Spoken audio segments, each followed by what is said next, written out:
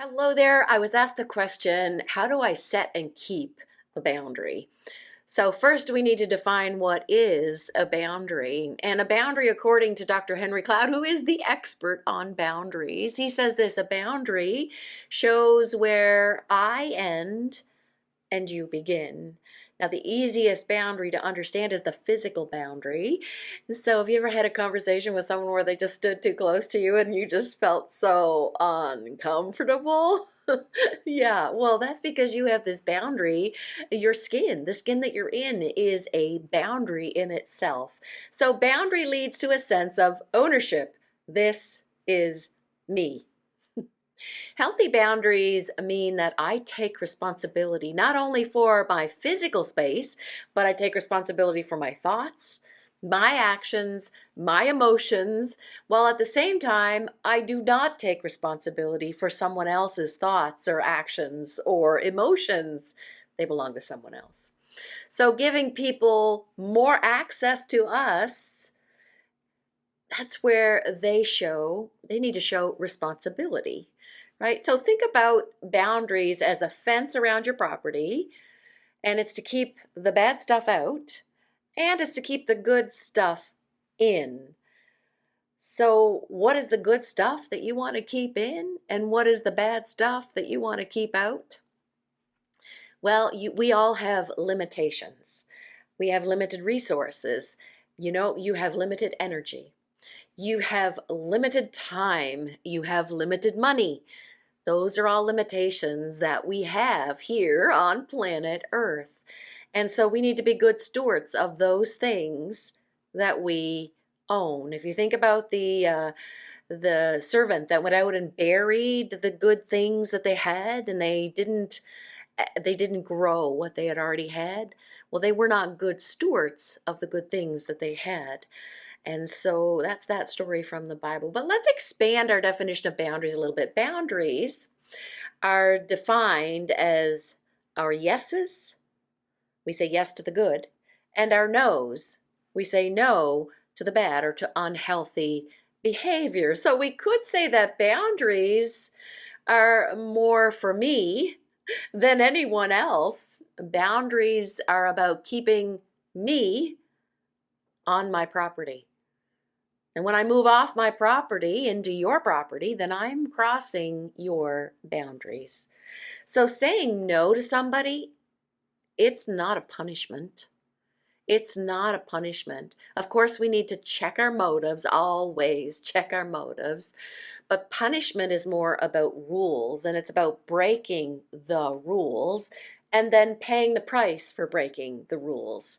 Punishment is all about control. Healthy boundaries are more about natural consequences. When we have healthy boundaries, it leads to natural good consequences. So let's think about that. Which is more convicting? Do you think it's more convicting to know punishment is coming, or do you think natural consequences are more convicting? Let's think about that for a minute. You stay up all night, and the natural consequence of that is the next day you can't get yourself out of bed, right? Or you don't feel good today, so you eat a liter of ice cream. The natural consequence of that is likely you're going to feel a tummy ache, right? A little too much dairy. Or let's say if you're attending a class and you skip your classes all week long, the natural consequence is you're going to fall behind. Or let's say that you spend more money than you have in the bank account.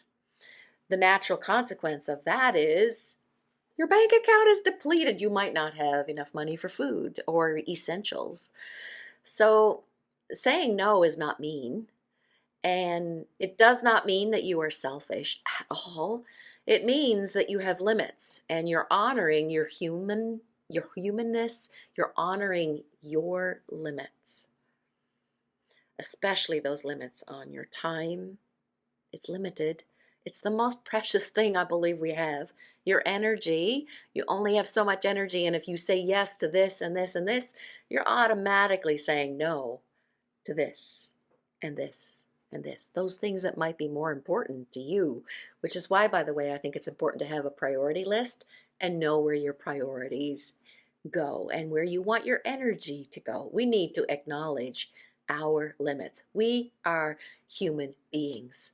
And so boundaries are really about respecting those limits, respecting myself, and respecting other people's limits as well. So boundaries are both good for me and they're good for other people. Boundaries are good for you and they're good for your other people too. So that means I'm going to give myself permission to say no, and I'm going to give other people permission to say no regarding their limits as well. So good boundaries really are about freedom, responsibility, love, and consequences in balance. Now, when somebody crosses our boundaries, we may feel upset, angry, anxious. We may seek to overfunction, or we may just crumble and underfunction. So Brene Brown says this about boundaries: when we fail to set boundaries and hold people accountable, then we feel used and mistreated.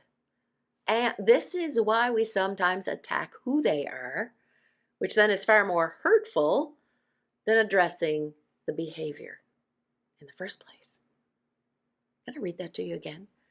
When we fail to set boundaries and hold people accountable, we feel used and mistreated. This is why we sometimes attack who they are, which is far more hurtful than addressing the behavior. Over-functioning is another sign of poor boundaries. Over-functioning is when you do far more for the person than is good and healthy for you. And then the other person, that means they're going to under-function, meaning they don't take full responsibility for themselves.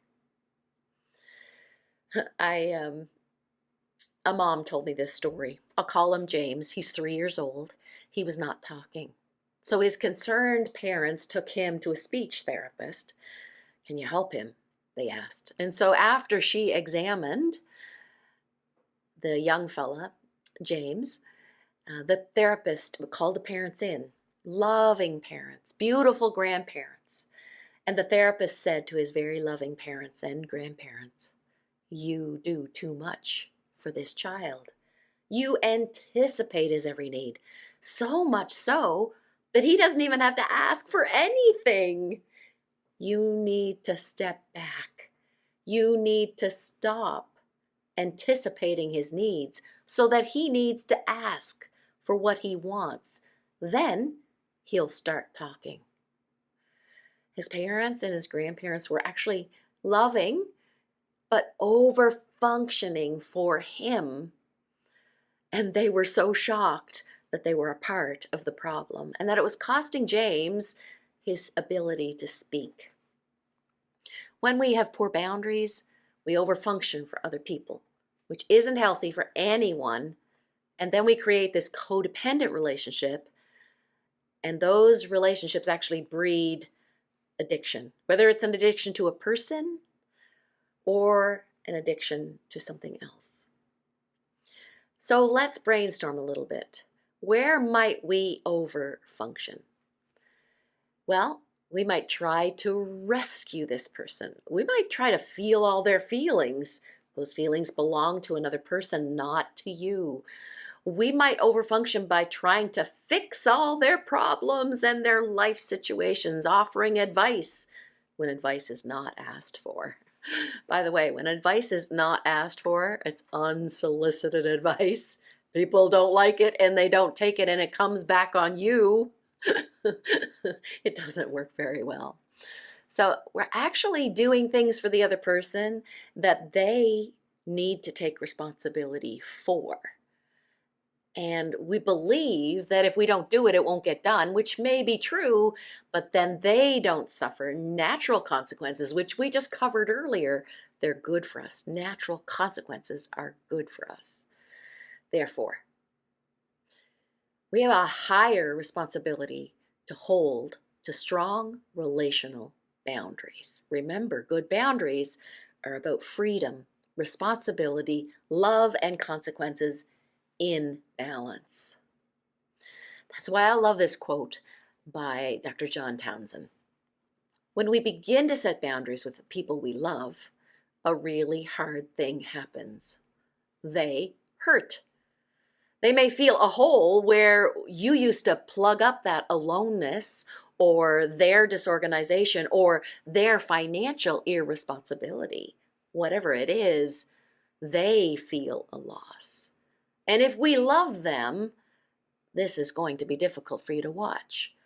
But when you are dealing with someone who is hurting, remember that your boundaries are both necessary for you and helpful for them.